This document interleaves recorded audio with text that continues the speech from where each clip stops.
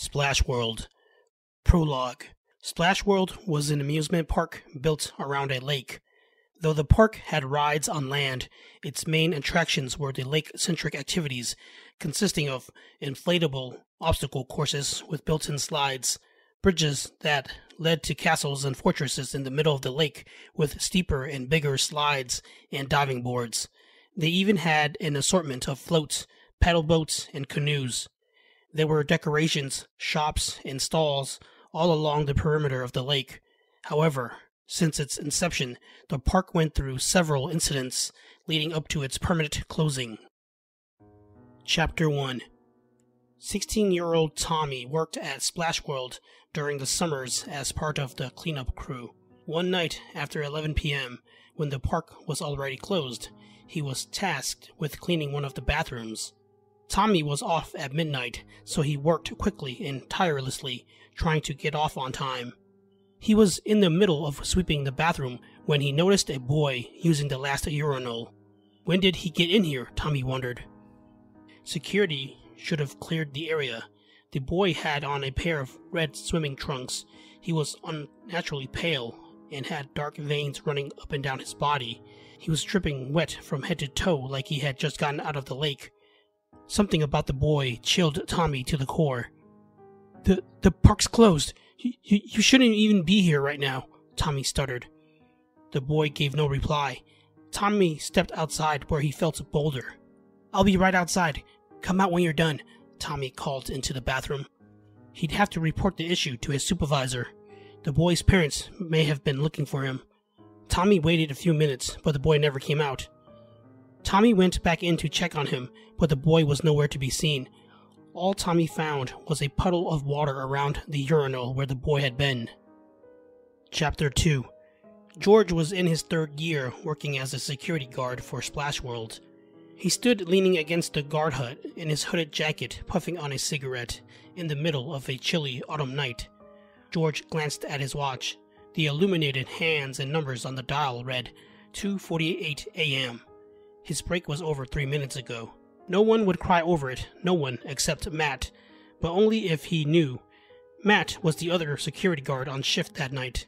The man was a bit younger, but had more seniority than George. Matt was a stickler for the rules, and George found out the hard way working with him for the first time during a night shift. Though George didn't like Matt, he was at least professional and cordial with him. If it weren't for Matt, he would have skipped patrol duty. But it couldn't be helped. George took one last drag on his cigarette, then dropped it onto the ground, snuffing it out with the sole of his boot. He hopped into the golf cart parked in front of the hut and started it. The headlights came alive, casting a beam of light before him, illuminating the road ahead. The guard put the cart in drive and sped off. The 35-year-old man had mostly worked day shifts up until recently. The change came as a result of him finally marrying the woman he was seeing for the last few years. She was much younger than him at 20 years old. They've only met each other once in person before he went back and got her to the States on his second trip. The man figured he'd have to start earning more money since he'd be taking care of another person, and even more if they had a child. George seized the opportunity to get onto the night shift when it became available, since the pay rate was higher. Granted, it wasn't that hard, since the night shift had a high turnover rate. He couldn't understand why that was. If anything, it should be easier than dealing with bratty kids and entitled parents during the summer months. Maybe Matt chased them away, George thought. Splash World was divided into 4 quadrants, and there was a guard hut in each. During summer, when the park opened, all 4 huts were manned, and they supported the patrol team. However, at night, only 2 guards were scheduled on the premises. The security guards were supposed to alternate between one another each hour to patrol the lake. As one went on their rounds, the other would man the cameras at the main office, located at the front of the entrance. A loop around the lake was roughly a 30-minute drive on a golf cart. Most of the guards hardly did it, and the few that do took their sweet time driving around it. George was of the group that seldom ever patrolled the park, especially since it was getting colder. He'd always felt a dark and foreboding presence about the place that only worsened at night. It was something he couldn't explain, and wasn't sure his colleagues shared the same experiences, so he never brought it up. Like every night before it, the park was dimly lit and eerily silent, save for the whir of the golf cart's electric motor and its rubber tires against the concrete road. He would have called his wife to keep him company, but she was probably sound asleep at that hour. George was almost halfway through his route when he heard a loud splash to the left. It sounded like someone leapt from the tall castle in the middle of the lake to the depths below. The park had been closed since summer, and it was way too cold for a swim, even if someone broke in to do just that. Unless it was someone intoxicated or high on drugs, the man thought. He scanned the water, but it was too dark to see anything. George stopped the cart and brought out his flashlight, sweeping it from side to side. He still couldn't see anything from the road, but he could hear splashing from the water. He got out of the cart and made his way toward the castle. It was approximately 40 yards from the road. George walked up and down the edge of the water, surveying the area, all the while the distant sloshing and splashing continued like someone was playing in the water. Though he couldn't see any movements, he was convinced there was something in the lake. Dread came over him as he eyed the castle before him. It seemed to get larger the longer he stared at it. George swallowed, contemplating if he should check the other side of it. The castle would be totally dark. There was no power since most of the electricity in the park was shut off at the main source after summer ended to save money. I could just ignore it. No one would know, the man thought. But if anything were to happen on his watch, he couldn't afford to be fired. Maybe when he was single, but now he had someone else to think of. Then an idea went off in his head, and he grabbed the walkie clipped to his belt. "Matt, you copy?" George asked, thumbing down the send button. The radio crackled, and there was silence for a few seconds, until Matt came on. "Go for Matt." "I'm over in Sector 13, in front of the castle. There seems to be..." A huge splash cut George off mid-sentence, with his thumb still holding the send button. "Stand by, gonna check it out," George said. Matt waited a second before responding. "Did I just hear someone jump in the water?"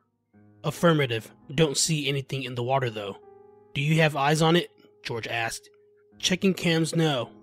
As George waited on a reply, he continuously swept his light for any sign of movement around the castle. The radio hissed, then Matt came back on. "That's a negative. Go ahead and finish the rest of your route." "Copy that," George said, already making his way quickly back to the cart. The man breathed a sigh of relief. He did not want to be there any longer than he had to be, nor did he want to go into the dark castle by himself. Chapter 3.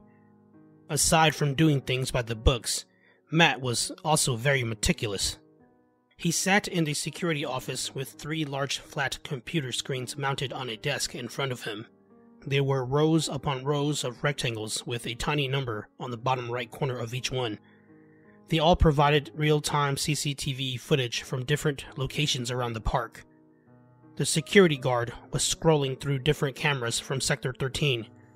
One showed George rushing to check the splash after radioing him on the walkie. He kept browsing until he came upon one taken above at an angle. At a glance, one could hardly tell there was something there due to the subtle movements. Squinting his eyes, Matt scooted in for a closer look. Atop one of the walls was a hazy spot that shifted ever so slightly until it suddenly vanished.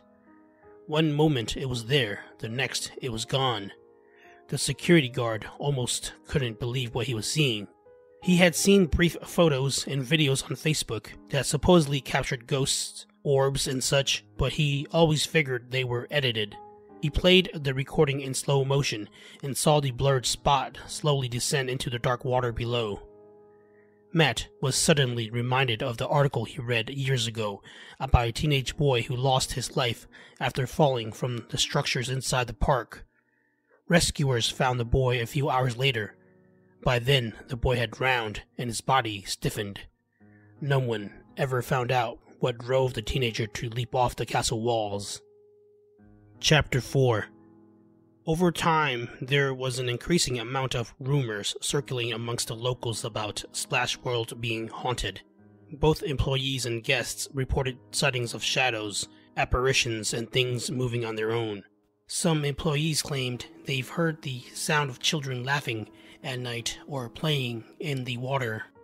More than a dozen different people captured a phantom rider in their photos when they were riding alone in a cart on one of the roller coasters. It just so happened all of them were riding in the same one in each picture. Years ago, there was a girl who fell to her death at the park in a tragic accident. Could that same girl be sharing rides with the park's current guests? Next time you ride alone on a roller coaster, be sure to check the seat next to you. At one of the playgrounds, kids and adults witnessed a swinging on its own on numerous occasions, even on a clear sunny day with barely a breeze. It was documented when the park was still in its infancy, a child on a swing was struck and killed by a delivery truck while backing into a space for one of the stalls. Over the years, Splash World had undergone change in management and ownership a few times, but each change kept seeing the same pattern. Since the park opened during the 1920s, it continued to experience unexplained and tragic accidents. There have been over 24 incidents, 8 of them resulted in fatalities. Aside from the deaths already discussed, 3 of them were drowning, while the others remained a mystery. Some even claimed the park to be cursed. Due to this, the park had been closed and reopened a handful of times.